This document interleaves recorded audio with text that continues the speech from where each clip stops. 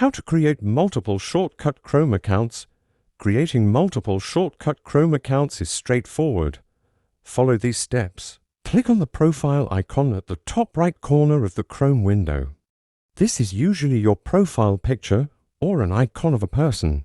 Here you will see all your login Gmail accounts. If you can't, then click on Sign In. Enter your Gmail and password, or you can also create a new Gmail account. You can also create shortcut without an account. When you click on Add Account, click on Continue without an account, then give name to shortcut. Click on Done. We create a Chrome account. Now we will create a shortcut of this account.